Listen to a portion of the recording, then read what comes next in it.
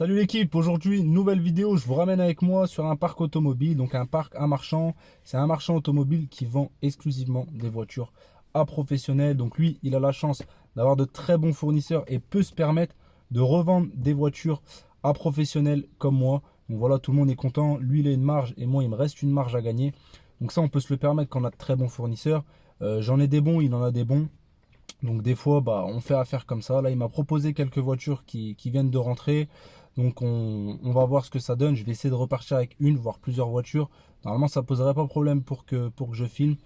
Il m'a déjà parlé de quelques véhicules au téléphone. Il m'a dit certains prix qui ne me plaisent pas, d'autres qui me plaisent un petit peu plus. Certains véhicules qui me plaisent, d'autres qui ne me plaisent pas aussi. Donc voilà, j'ai déjà une présélection dans ma tête et je vais vous faire voir ça tout de suite. On va découvrir ça ensemble. Donc on y va et on se retrouve là-bas.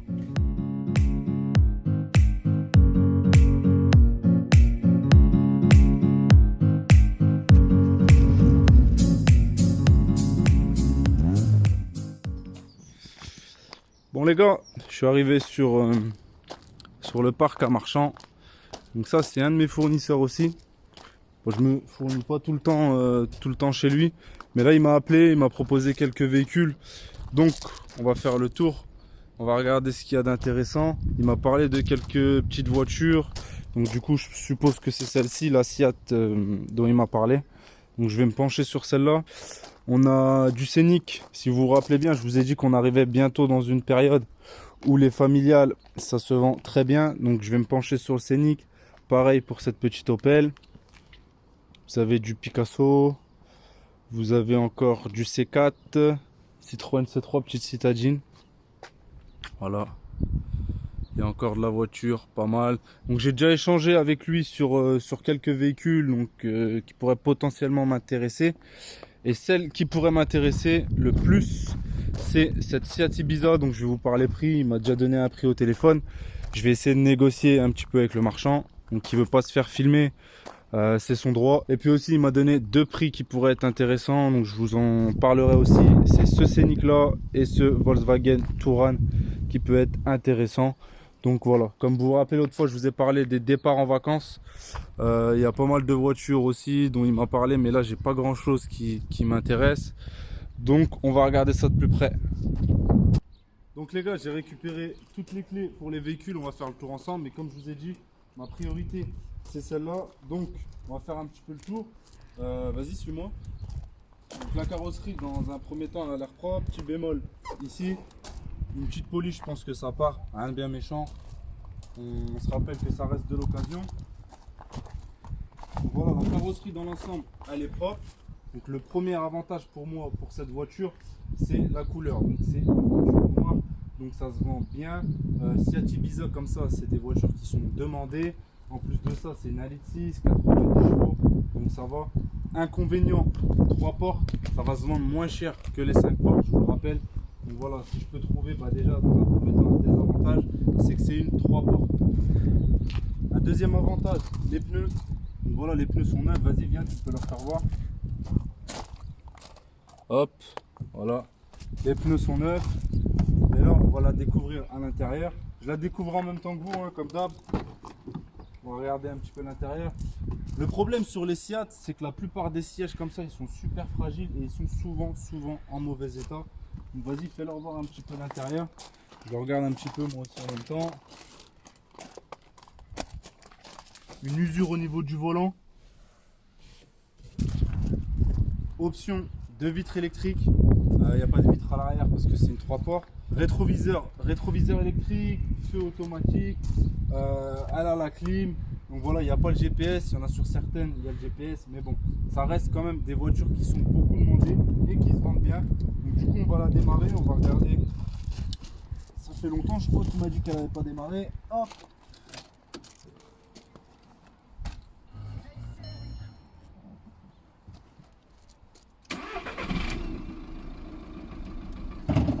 On va regarder la motorisation.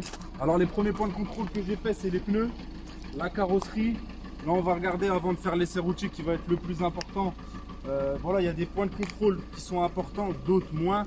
Tout ce qui est mécanique, ça va être très important parce que ça peut coûter cher.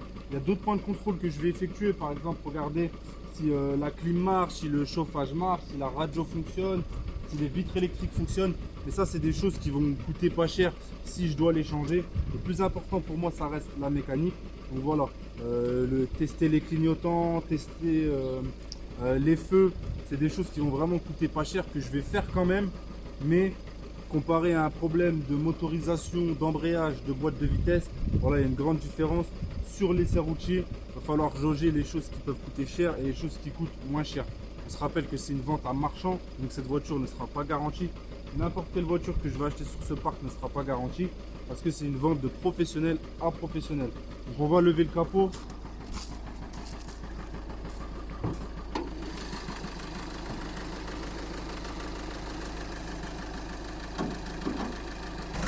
Donc c'est des 1,6 litre, hein, ça tourne comme ça.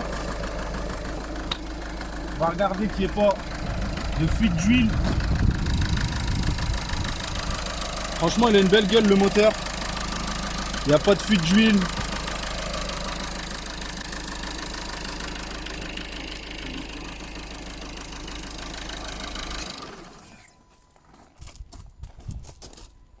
Donc je vous disais les gars, j'ai coupé le moteur parce que sinon on n'allait pas s'entendre.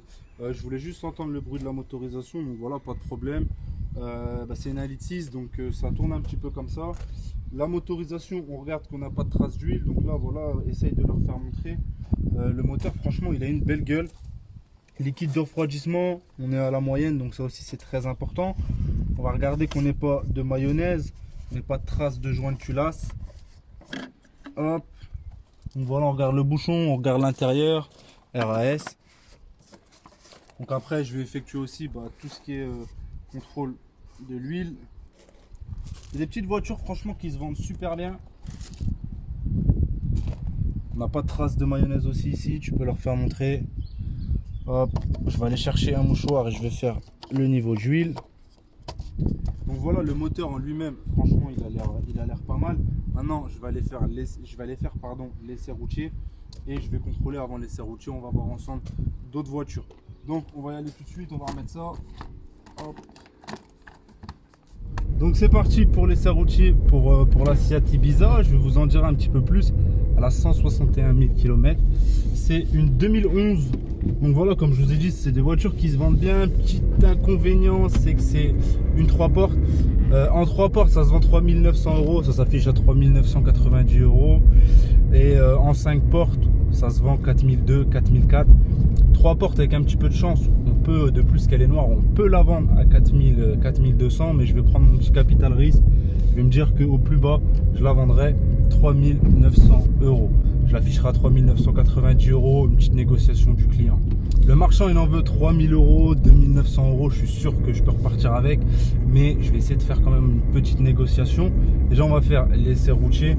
Pour l'instant, l'embrayage, il est bon. Il n'est pas très dur, le point de patinage est correct, elle patine pas, ça c'est très important. On n'a pas de voyant au tableau de bord, ça aussi très important. Petite maladie sur ces Seat là, Van EGR, Fab, donc là j'ai pas de voyant moteur. Donc je vous disais, je reprends parce que mon téléphone a coupé. Donc il n'y a pas de voyant moteur, il n'y a pas de voyant Fab, c'est un petit peu la maladie sur ces moteurs là. Et ça peut coûter cher. Donc ça peut coûter cher et ça peut nous bloquer une vente ou nous faire perdre du bénéfice. Donc on va la pousser un petit peu, voir si on n'a pas ces indications là qui s'affichent. Des fois il faut la pousser un petit peu dans les rapports. Sinon voilà, franchement elle a l'air correcte. En plus c'est le régulateur de vitesse sur celle-ci, les commandes au volant. Voilà. Donc je pense que c'est une voiture avec un contrôle technique, une révision. Si j'arrive à l'avoir à 2 800 €, franchement s'il y a tout cassé, elle me reviendra à 2009. Moi je serais assuré d'une plus-value à 1 000 € et ça serait excellent pour... oh là là, j'ai pris le Dodagne, incroyable, je vais être obligé de l'acheter. Au moins j'ai testé les amortisseurs et c'est correct. Donc on va faire demi-tour. Franchement ça a l'air correct. On va essayer de négocier avec le marchand et puis on verra ce que ça donne. Donc tout compte fait les gars, le marchand vient de m'annoncer que ce Scénic roulait parfaitement, mais qu'il avait un voyant qui s'affichait sur le tableau de bord. Donc injection à contrôler. Sur les Scénic, ça veut parfois rien dire. Ça c'est un conseil que je vais vous donner. Des fois ils affichent un petit peu les choses pour rien. Mais moi les injecteurs ça me fait peur. Donc quand j'ai ce message là, j'évite. Donc ça peut être simplement des joints d'injecteurs à changer. mais franchement, je m'en écarte. Même s'il me dit qu'il roule bien, je pense qu'à l'avenir, je pourrais peut-être avoir un problème avec les injecteurs. Et si je vends la voiture et le client est embêté de l'autre côté avec les injecteurs, ça peut me retomber dessus parce que je suis professionnel, je vends mes voitures avec des garanties. C'est ce qui me permet de vendre les voitures plus chères. Donc voilà, ça je vais faire marche arrière dessus. Pourtant, elle était propre. Elle avait l'air propre. Oh, on aurait pu faire poncer un petit peu les feux. Mais sinon, la carrosserie, elle était propre. L'intérieur, il était propre. Mais voilà, tout de suite, je sais que j'en veux pas. Moi, sur le marché, c'est un véhicule que j'aurais pu afficher à 1990 euros. Comment ça se passe les ventes à marchand? Là, je vais voir ce que je vais acheter. On a déjà échangé auparavant, donc j'ai déjà présélectionné des véhicules à des prix qui m'intéressaient. Il y a des véhicules qui sont vraiment en bon état, mais les prix ne m'intéressent pas. Donc voilà, plus je vais acheter de véhicules, plus je vais avoir ce qu'on appelle des prix marchands. Donc je vais faire des lots à marchand et les véhicules vont être plus intéressants pour moi. Maintenant, attention, je ne vais pas acheter pour acheter, je ne vais pas acheter n'importe quoi. C'est pour ça que on fait le tour un petit peu des voitures ensemble. Et après, on a ce Touran-là. Donc ce Touran-là que je vais sortir tout de suite pour mieux le voir. Il faut que je trouve les clés. Je vais le sortir tout de suite. Donc les gars, je vous ai sorti la Touran. On va faire le tour ensemble. Ça peut être une belle affaire. Donc je vais faire l'essai routier. Je vais voir à quel prix elle pourrait me revenir. Elle a 167 000 kilomètres. C'est des voitures qui se vendent assez bien. Des voitures qui se vendent au prix du marché à 3 000 euros. Le marchand, pour l'instant, il en veut 2 000 euros. Je vais peut-être pouvoir négocier un petit peu avec lui si je lui récupère d'autres voitures. On va faire déjà un petit peu le tour.